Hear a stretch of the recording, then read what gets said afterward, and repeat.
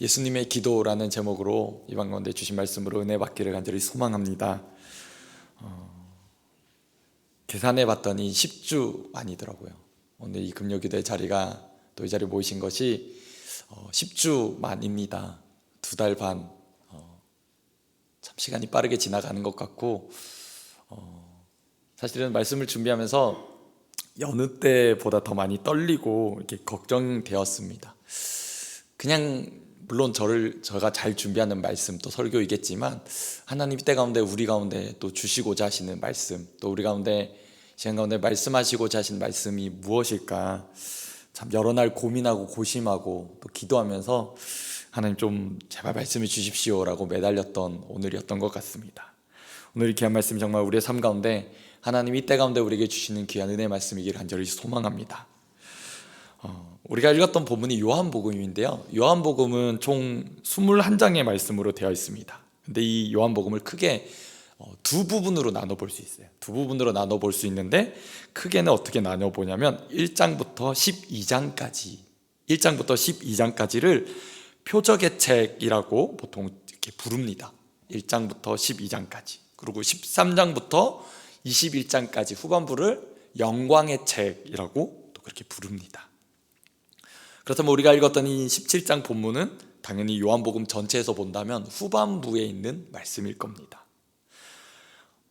1장부터 12장까지가 예수님의 대략 3년 정도의 공생의 시간의 그 일들을 기록하였다면, 그럼 놀라운 것은 13장부터 18장까지 나오는 이 6장의 말씀은 사실은 단 하룻밤에 있는 사건을 기록한 말씀입니다.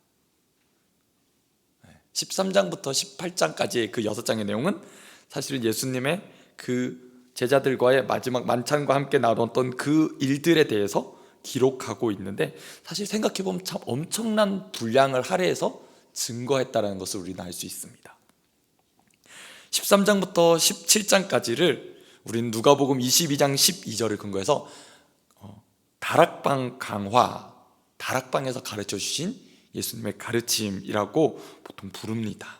그 내용 안에는 어떤 내용이 있냐면 이제 예수님의 고별 설교, 또 예수님께서 제자들에게 새 계명을 가르쳐 주신 장면, 또 내가 가서 너희를 위해 천국에 너희를 위한 처소를 준비하겠다 주시는 약속, 또 보혜사 성령님을 보내주시겠다, 이제 죽음과 부활과 승천에 대한 예고와 세상에 대한 승리를 선포하시는 것들, 그리고 이제 이후에 예수님께서 기도하시는 기도의 내용들이 등장하는 것을 볼 수 있습니다.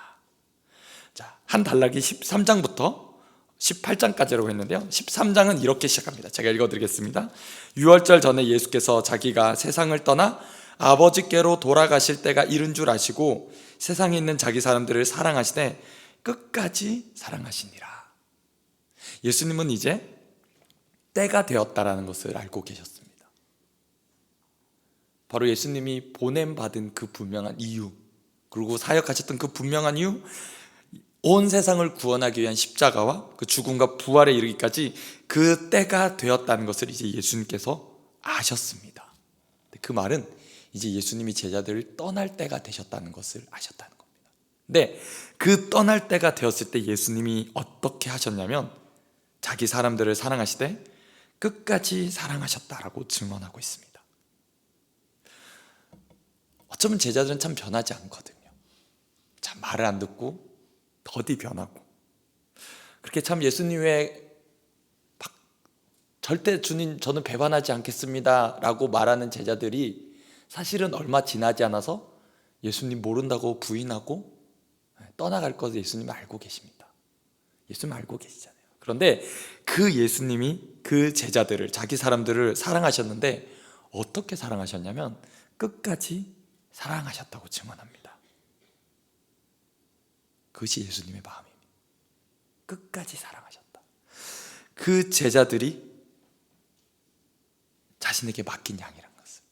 그래서 3절에 이렇게 증언합니다. 13장 3절에 저녁 먹는 중에 예수는 아버지께서 모든 것을 자기 손에 맡기신 것과 또 자기가 하나님께로부터 오셨다가 하나님께로 돌아가실 것을 아셨다라고 증언합니다.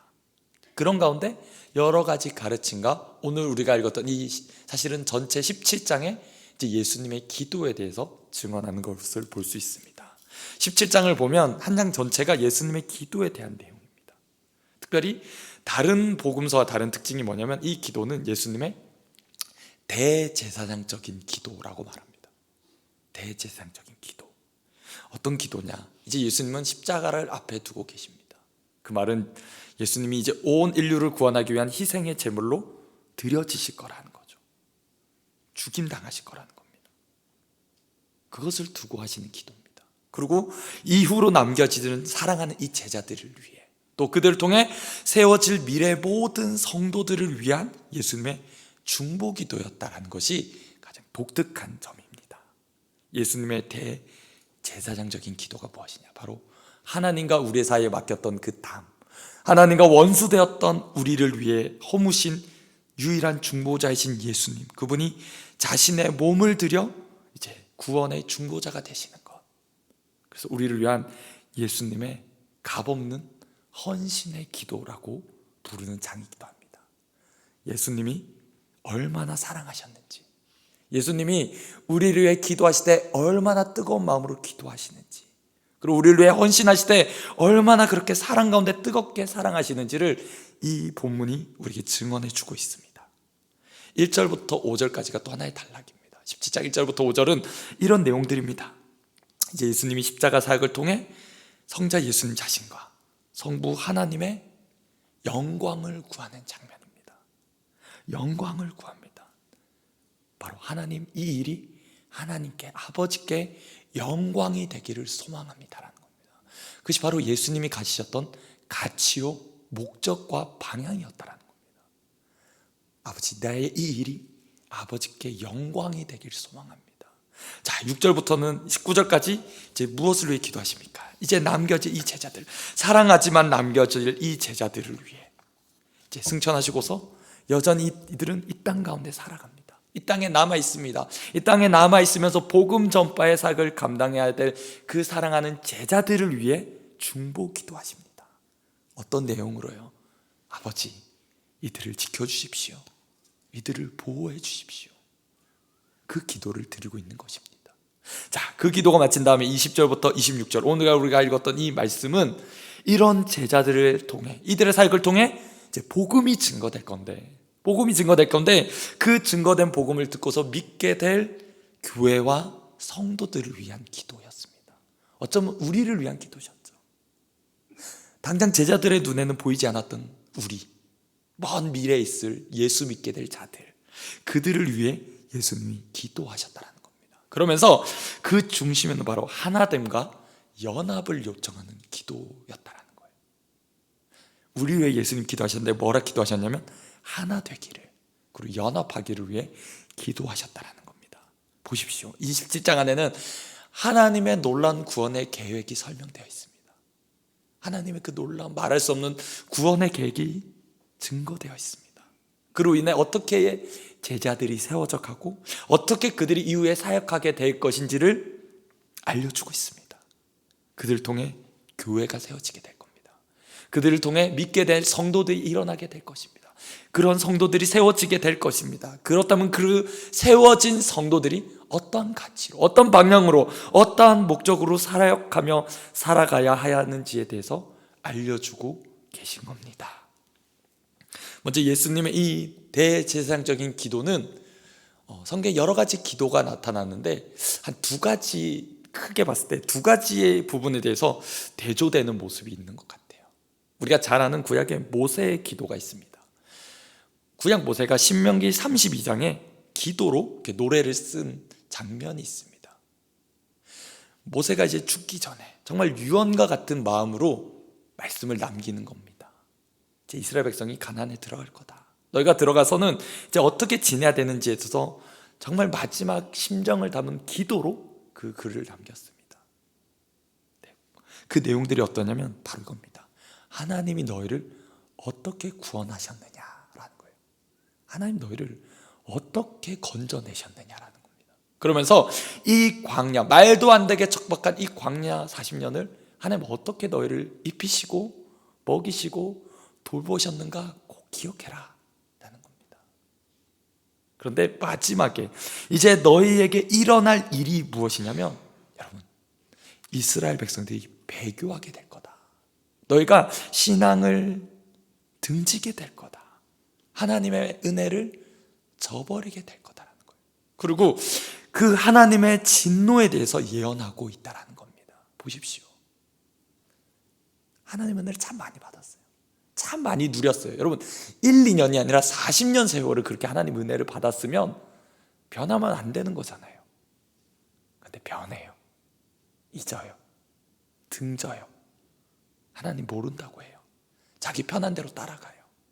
그래서 모세는 경고의 메시지를 마지막에 남겼어요. 뭐라고요? 너네 하나님 배반하면 하나님 진노의 심판이 있다. 하나님 자녀이기 때문에 너희를 바로 돌이키게 하시기 위해 하나님 반드시 너희를 향해 진노의 심판을 내리실 거다라는 겁니다. 그런데 여러분 보십시오. 대조적인 건 뭐냐? 오늘 우리가 읽었던 이 예수님의 기도의 마지막 장면이었어요. 우리가 마지막 장면을 살펴봤는데 예수님은 그 제자들을 향해 그리고 미래에 세워질 교회에 대해서 보면 조금도 암울하다거나 슬퍼하는 기색이 없다라는 거예요. 보십시오. 예수님의 제자들을 통해 그 세워질 교회, 그 교회의 영광과 아름다움이 어떠한지, 너를 통해 그 보여지게 될 하나님의 나라가 이 땅 가운데 어떻게 보여지게 될 건지, 여러분 사실은 너무나 웅장하고 아름답고 장엄한 하나님의 사역 비전을 말씀해 주고 계신 거예요. 그게 참 다르죠. 예수님이 사역하시고 떠나시는데도 불구하고 사실 너무 슬퍼거나 너무 암울하다거나 너무 비관적이거나 절망적이지 않고 오히려 보여주는 하나님의 큰 그림은 무엇이냐면 하나님의 사역의 비전이라는 거예요. 이제 구현될 예수님이 떠나시고 나서 보혜사 성령이 모시고 이 제자들이 변화됨을 통해서 이 땅 가운데 어떻게 하나님 나라가 더 확장되어져 갈 것인가를 예수님이 그 아름다운 청산인을 보여주셨다는 겁니다. 자, 예수님이 하셨던 기도를 우리가 알고 있어요. 공간보험에도 보면 우리가 이번에 특별 새벽 기도에도 살펴보았지만 겟세마네 동산에서 예수님의 기도를 우리가 알고 있습니다. 보통 예수님의 기도라고 한다면 우리는 그것을 떠올릴 겁니다. 그 겟세마네 동산에서의 예수님의 기도 우리가 기억해 본다면 어떤 내용들입니까? 예수님의 인간적인 그 모습, 육신을 입고 이 땅에 오신 예수님의 그 고뇌와 갈등과 번민의 내용들이 있습니다. 무엇입니까? 아버지 하실 수만 있다면 이 잔을 내게서 옮겨주십시오. 그러나 내 원대로 마시고 아버지의 뜻대로 되기를 원합니다. 라는 그 사실 인간적인 고뇌의 장면이 있다는 거죠. 그런데 오늘 우리가 살펴본 이 요한복음에서 나오는 예수님의 기도는 참 또 다른 모습이 기쁨과 소망으로 바라보신다는 거예요. 지금 그 십자가가 그냥 단지 고난과 고통이 아니라 승리의 확신이 있으시기 때문에 그 십자가를 지나는 것을 보시면서 기쁨과 소망을 발견하셨다는 겁니다. 그것을 선포하고 계시다는 겁니다. 그게 참 다르죠. 오늘 우리가 예수님의 기도를 잠시나 살펴볼 겁니다. 그리고 그 기도를 통해 우리는 몇 가지라도 우리에게 주시는 그 교훈을 통해 정말 우리의 기도가 더욱 변화되어져 가고 성숙되어져 가길 간절히 소망합니다. 첫 번째는 이겁니다. 예수님은 참 많이 하나님 아버지를 부르셨다는 겁니다. 이 17장에 혹시 시간이 되신다면 한번 아버지라고 등장하는 구절에 한번 이렇게 밑줄을 쳐보시면 좋겠습니다. 지금 하시기에는 바쁘실 겁니다. 생각보다 많이 등장한다는 뜻입니다. 요한복음에는 총 한 118번 정도, 118번 정도 아버지라는 단어가 등장을 합니다. 참 많이 등장하는 거죠. 그러면서 이 17장에 한번 검색해 봤더니 또 제가 살펴봤더니 17장에만 한 20번 정도 아버지가 등장합니다. 그러니까 전체 중에 이 한 장이 참 많은 아버지를 부르는 것을 보여주고 계시다는 거죠. 예수님이 아버지를 부르고 계십니다. 제가 앞서 말씀드린 것 같이 13장 3절에서는 이미 아버지께서 모든 것을 아들 예수님께 맡기셨다라고 증언하고 있어요. 여러분, 모든 것을 아버지께서 아들에게 맡겼습니다. 모든 것을 위임받았어요. 그 말인즉슨 하고 싶으신 대로 하면 되는 거예요. 그런데 예수님은 그 아들에게 위임하신 그 모든 권세를 가지고 계셨음에도 불구하고 모든 것을 자신 뜻대로 하지 않으시고 아버지의 뜻대로 구했다라고 말씀합니다. 아들이 임의대로 처리한 것이 아니라 아버지의 뜻을 언제든지 구했다라고 증언하고 있어요. 여러분, 예수님이 단지 연약해서 능력이 부족해서입니까? 아니라는 겁니다. 요한복음 13장 3절이 증언하잖아요. 모든 그 능력과 권세를 아들에게 전부 위임해 주셨습니다. 같은 능력을 주셨다는 말이에요. 그런데 아들은 그 능력을 가지고 계심에도 불구하고 마음대로 그렇게 하지 않으시고 아버지의 뜻을 묻고 구하셨다라고 증언합니다. 무엇을 우리에게 알려주고 무엇을 우리에게 가르쳐 주는 겁니까? 여러분, 왜 아들은 아버지께 그렇게 구한 겁니까? 바로 가장 가까운 사이, 가장 친밀한 사이이기 때문에, 그것을 누리고 싶어 하셨기 때문입니다. 여러분, 우리도 참 마음을 다해 기도합니다. 열심을 다해 기도하고, 때로는 정말 그래서 때로는 울며 불며 매달리기도 합니다. 그런데 여러분, 어떨 때 저도 정말 그럴 때 있는 것 같아요. 정말 이 문제는 참 해결이 안 되는 것 같다. 참 이미 문제에 있어서만큼은 참 어떻게 보면 하나님이 살아계시지 않는 것 같다라고 기도하면서도 낙심하고 낙담하는 제 자신을 볼 때가 있습니다. 그럴 때가 있더라고요. 여러분, 이 시간 가운데 우리가 기도하기 뭐였잖아요. 예수님의 기도를 눈여겨보시기 바랍니다. 예수님이 뭔가 필요해서 간구하고 요청하신 게 아니에요. 해결되지 않는 그 문제 때문에 하나님 아버지 좀 도와주십시오, 해결의 답을 좀 주십시오라고 구하지 않으셨다는 겁니다. 예수님이 철저히 목적하셨던 것, 예수님이 철저히 집중하셨던 것은 무엇이었냐면 하나님 아버지를 구했다는 겁니다. 하나님 아버지와의 그 친밀한 교제, 그 친근함을 누리기를 원하셨다는 것을 우리가 잊지 않으셨으면 좋겠습니다. 여러분, 우리가 참 여러 가지 문제 가운데 겪고 있습니다. 특별히 이 코로나19 가운데 가장 어려운 기도 제목이라면 경제적인 거겠죠. 어떻게 살아야 될까요? 무슨 일을 하며 살아야 될까요? 실제로 하면 이 재정적인 어려운 가운데 우리 집이 어떻게 되는 겁니까? 많은 분들이 기도하고 계시고 저희 또한 기도하고 있습니다. 근데 말씀을 준비하면서 그런 마음으로 우리가 오늘 이 밤에 좀 기도하면 좋겠다라는 마음이 사실 있었습니다. 뭐냐면 당장의 어떤 해결보다, 당장에 내가 봤을 때 상황이 좋아지는 어떤 그 답보다도 우리가 이 밤에 하나님의 임재를 구했으면 좋겠습니다. 하나님 그 임재의 은혜를 구했으면 좋겠습니다. 내 상황이 조금 더 나아지는 것, 우리 가정의 그 경제적인 상황이 조금 더 풀어져서 좋아지는 것, 그것도 중요해요. 중요한데 더 중요한 것이 있잖아요. 무엇입니까? 내가 예배에 소홀해져서 하나님과의 그 관계에 소홀해져 있었던 것, 하나님과의 그 친밀함이 어느새 서먹해진 것. 그래서 하나님께 기도하며 나아갔지만 뭔가 막막하고 답답하고 그렇게 멀어져 있는 것, 그 하나님과의 친밀함을 회복하는 이 시간 되기를 간절히 소망합니다. 여러분, 우리에게 있어서 하나님과 함께하는 것, 하나님과 동행하는 것이야말로 가장 큰 축복 아닐까요? 정말 아멘이시죠? 아니면 여전히 우리 마음 안에 그런 부딪힘이 있으세요? 목사님, 그것도 그거지만, 맞아요, 재정적으로, 경제적으로 하나님 언제 좀 풀리게 될까요? 그런 마음들. 그러나 우리 안에 다시금 집중했으면 좋겠습니다. 하나님을 구하는 것, 하나님의 얼굴을 구하고 그분과의 친밀함을 먼저 내 안에 회복하는 것. 사실 그것만 되면 그 다음의 것은 자연스럽게 풀어질 줄 믿습니다. 어쩌면 우리가, 여러분, 하나님을 먼저 구하는 게 어리석은 게 아닙니다. 기도할 줄 모르는 게 아닙니다.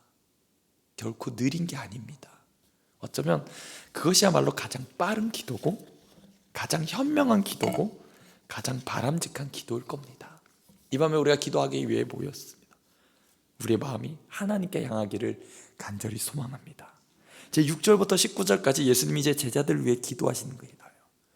이 남겨질 제자들, 나는 이제 떠나고 없을 텐데 내가 정말 끝까지 사랑하는 이 제자들, 아버지께 기도하는데 제자들을 위해 두 가지를 기도하시는 것을 보게 되는데, 첫 번째는 뭐냐면 외부로부터의 공격으로 이들을 보호해 달라는 겁니다. 우리 14절, 15절의 말씀을 다 함께 한번 읽어주시겠습니다. 14절, 15절입니다. 시작.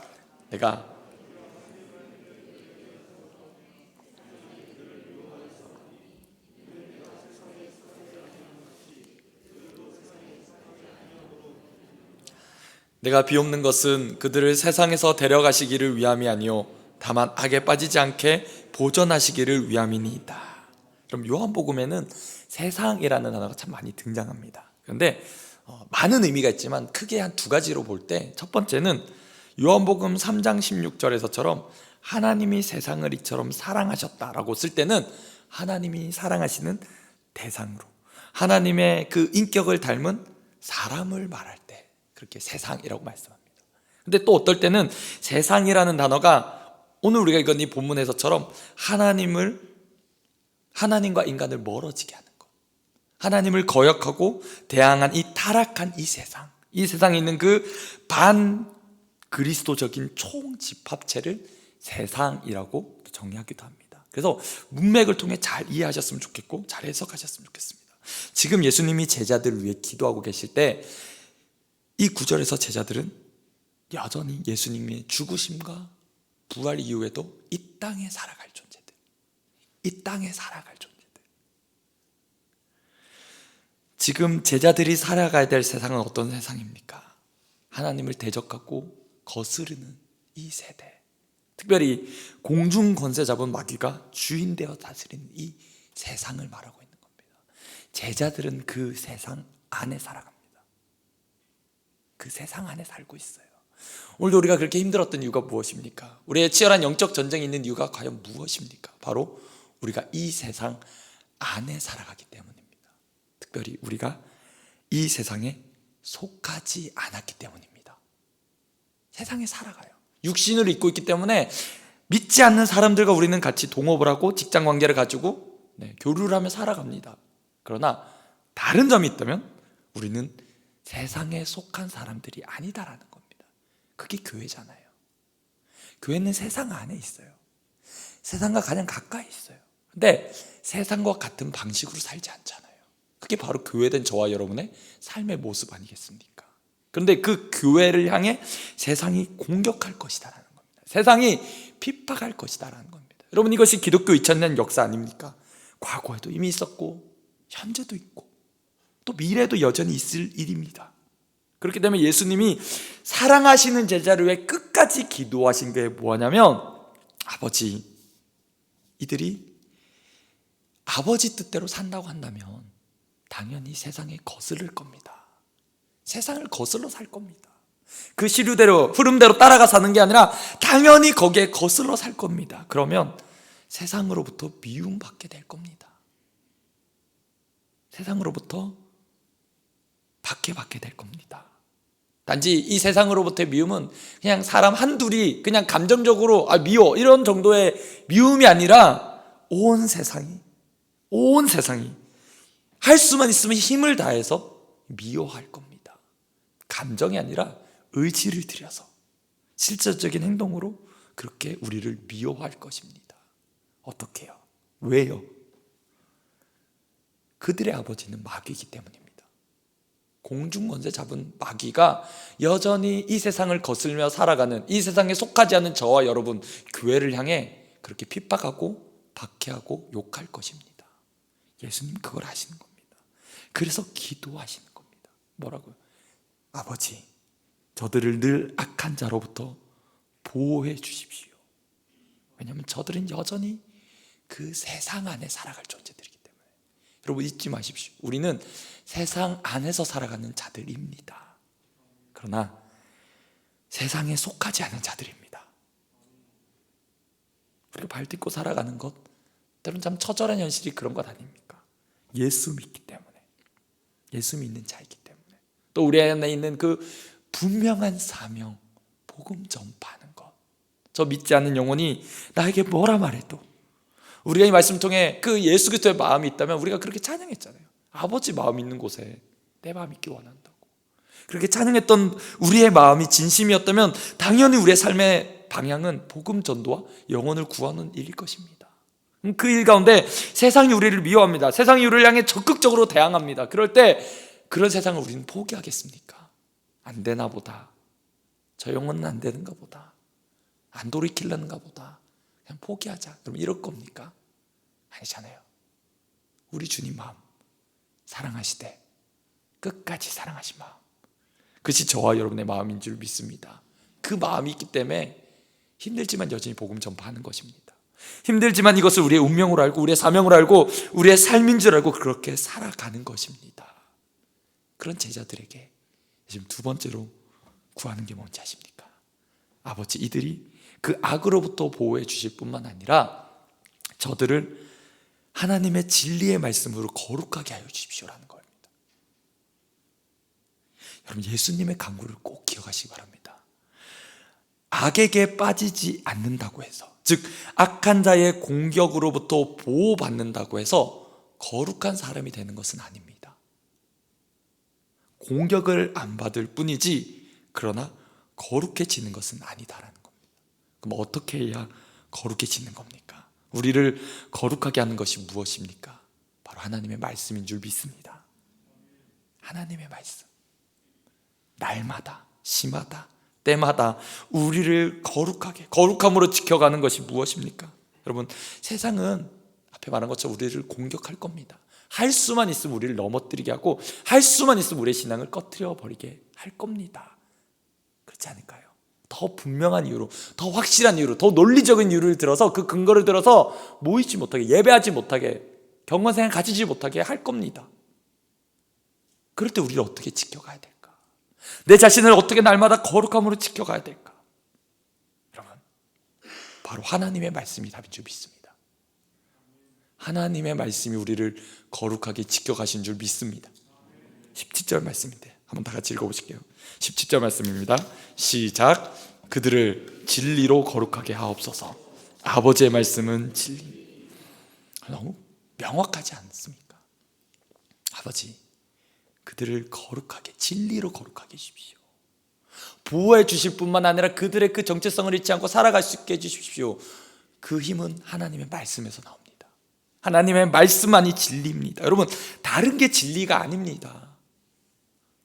오늘 하루에 나의 그 기분, 나의 그 상태, 나의 감정, 느낌, 여러분, 이것은 당장이라도 바뀌면 바뀔 수 있는 것 아닙니까? 믿을 수 없는 것 아니에요. 내 기분, 내 상태, 감정, 내 경험, 연륜은 어떻습니까? 나였다. 여러분, 그런 것들은 우리가 잘 알고 있어요. 결코 믿을 만한 게 아니라는 걸. 그런데 참 우리의 연약함이 뭐냐면 그게 믿을 만한 게 안 되는 걸 알면서도 여전히 그걸 믿어요. 여전히 거기에 우리가 매달립니다. 여러분, 말씀이 분명히 우리에게 증언해 주고 있습니다. 하나님의 말씀만이, 아버지의 말씀만이 진리인 줄 믿습니다. 그 말씀이 우리를 거룩하게 하고 우리를 그렇게 지켜가는, 교회답게 지켜가는 줄 믿습니다. 여러분, 이제 우리가 세상에 보내어진 자들 아닙니까? 세상에 보내어진 저와 여러분입니다. 그래서 성경은요, 우리를 이렇게 정의합니다. 제자들이 세상에 보내졌고, 20절, 또 그들의 말로 말미암아 나를 믿는 사람들, 그것이 저와 여러분입니다. 오늘의 저와 여러분입니다. 우리 주님은 지금도 우리를 위해 보좌에서 그렇게 기도하고 계신 줄 믿습니다. 지금도 우리를 위해 기도하고 계시는 것, 누구를 위해서입니까? 이 제자들을 통해 믿게 될 자들, 또 우리를 통해 또 믿게 될 자들, 바로 그 교회, 하나님의 진리의 말씀으로 날마다 거룩해지기 위해, 날마다 거룩함으로 살아가기 위해 몸부림치는 이들을 위해 우리 주님 여전히 기도하고 계신 줄 믿습니다. 그들이 이제 어떻게 살아갈 것인가? 마지막입니다.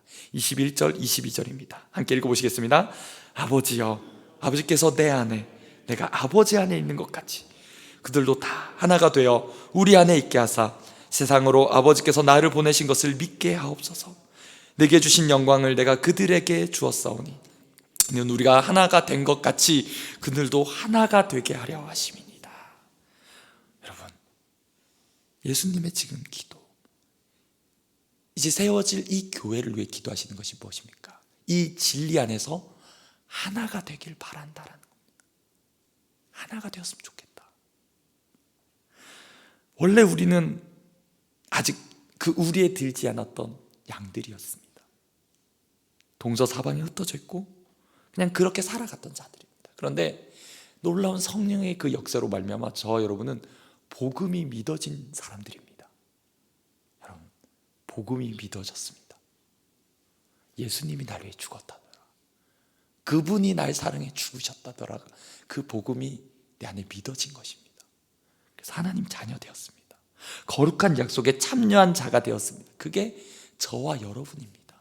그 저와 여러분뿐만 아니라 말한 것처럼 이제 더 믿게 될 이들, 사실 우리가 누구인지 다 알 수 없는 이후에 믿게 될 자들이 있습니다.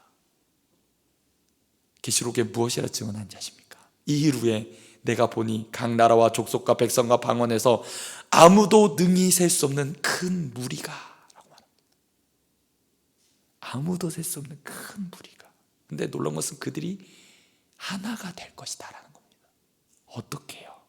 여러분, 어떻게 하면 하나가 될 수 있을까요? 왜? 우리는 사실 조금만 나와 생각이 다르면 우리 안에 드는 반응이 뭡니까? 이상하네, 쟤는 왜 저래? 이겁니다. 용납할 수 없어요. 받아들여 줄 수 없어요. 내 안에 나의 기준이 있어서 정죄하고 판단하게 되는 것 같습니다. 20대가 다른 것 같고 30대가 다른 것 같고 40대가 또 달라지는 것 같아요. 왜요? 내 안에 더 많은 나의 틀들이 세워지는 것 같습니다. 이렇게 해야만 한다. 그런데 여러분, 진리 안에서는 하나가 되어야 됩니다. 그럼 진리라면, 진리를 지키는 일이라면 하나가 되어야 돼요.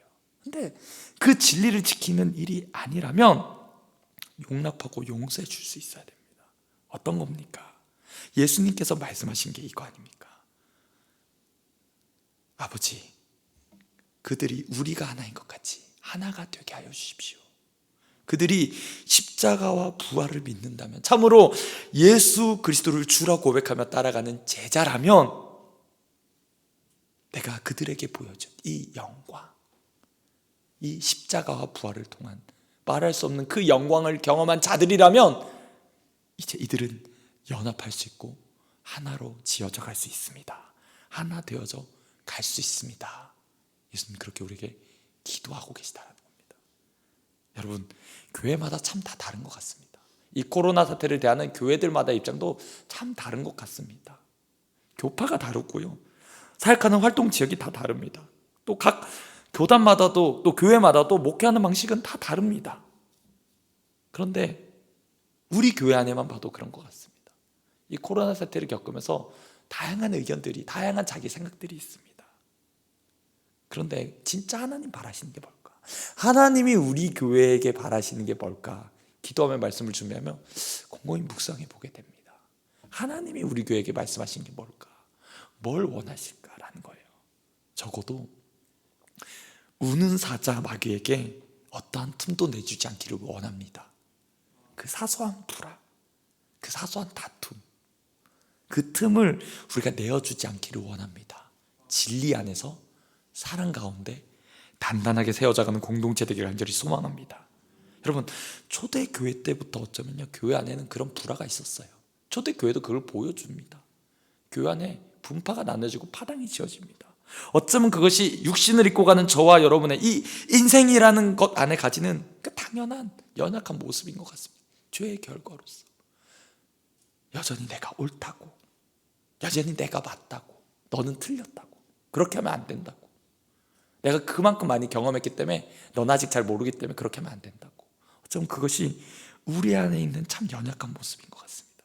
그래서 이 밤에 기도했으면 좋겠어요. 성령님, 이 시간 우리를 충만하게 붙잡아 주십시오. 충만하게 사로잡아 주십시오. 왜냐하면 성령님은 하나 되게 하시는 분이시기 때문에, 성령의 하나 되게 하신 역사를 우리는 힘써 지켜야 되잖아요. 성령의 하나 되게 하신 역사가 뭡니까? 연합하는 겁니다. 하나가 되게 하는 겁니다. 비록 나와 생각이 다르고 나와 다른 의견이 있고, 그래서 내가 보기에는 저 사람이 참 어려운데 우리가 성령의 충만하게 기도할 때 우리 안에 일어나는 변화가 뭐냐면 이해가 되는 겁니다. 받아들여지게 되는 거예요. 용납이 되는 겁니다. 왜요? 그것이 성령의 놀라운 역사이기 때문입니다. 정말 당신이 예수 그리스도의 십자가를 경험했다면, 내가 예수 그리스도의 십자가의 그 은혜를 경험했다면 우리는 조금은 자기 주장을 굽힐 수 있을 것 같습니다. 여러분, 구약 선지자 중에 하나님을 정말 경험했던 선지자가 있습니다. 바로 그에게 이사야 선지자입니다. 하나님을 정말 만났던 사람. 근데 그가 이사야서 64장 6절에 이렇게 고백합니다. 하나님을 보니까 우리의 그 의로움이라고 주장했던 것은 마치 더러운 걸레 조각 같습니다 라고 말해요. 되게 깨끗한 옷 입은 줄 알았거든요. 되게 잘 차려입은 줄 알았어요. 근데 하나님을 대해보니까, 하나님 앞에서 보여지는 나의 그 모습을 보니까, 하나님 내 의는 내가 의롭다고, 선지자도 나름 그렇게 살았다고 자부했는데 하나님 앞에서 나를 보니까 내 의는 썩은 걸레 조각 같대요. 여러분, 이 밤에 정말 우리가 하나님 만나기를 소망합니다. 우리 안에 이해 못하는 것이 무엇입니까? 진리 안에서 정말 내가 용납하지 못하는 것이 무엇입니까? 하나님께서 우리를 위해 말씀하십니다. 진리 안에서 사랑 가운데 하나 되어라. 하나 되어라. 여러분, 우리의 가정이 그렇게 하나 되기를 간절히 소망합니다. 부모님이 주인이 아니라, 아이들이 주인이 아니라 우리 구주 예수께서 주인이시라면 우리 가정은 믿음 가운데 하나 될 줄 믿습니다. 그럼 마지막 결론인데요, 마태복음 24장 12절에 딱 말세에 나타나는 현상에 대해서 이렇게 말씀합니다. 제가 읽어드릴게요. 불법이 성함으로 많은 사람의 사랑이 식어지리라. 여러분, 말세 여러 가지 증상들이 있을 겁니다. 그런데 드러나게 될 극명한 현상 중에 하나는 바로 사랑이 식어져 가는 겁니다. 물론 이 사랑은 그냥 감정적인 사랑을 말하는 것이 아닐 겁니다. 진리를 향한 사랑함, 또 진리로 인하여 우리가 그 안에 용납하고 품어주는 그 사랑일 것입니다. 그런데 말세 됐을 때 거짓 가르침이 많아지고 다른 가르침이 많아질 때 우리가 거기에 넘어가게 될 경우 나타나는 당연한 반응은 사랑이 식어져 간다는 겁니다. 그럼 어떻습니까? 이 코로나 사태를 겪으면서 저와 여러분의 심령은 어떠한 상태입니까? 혹 첫 번째, 하나님과의 관계가 우리가 좀 서먹해져서 이제 기도의 자리는 있지만 마스크를 써서 기도하기 때문에 혹시 대충 기도하고 있지는 않습니까? 소리를 낼 수 없기 때문에, 크게 부르짖어 기도할 수 없기 때문에 혹 마음을 쏟는 것을 놓치고 있지는 않습니까? 그래서 그냥 하나님 단지 오늘 살 걸 주십시오. 물론 그것을 구하는 게 잘못됐다가 아니라 우리에겐 더 중요한 게 있다는 겁니다. 하나님을 구하는 것, 하나님의 임재를 구하고 그 하나님이 동행하시기를 구하는 것에서 우리가 혹시 멀어져 있는 우리의 마음은 아니었습니까?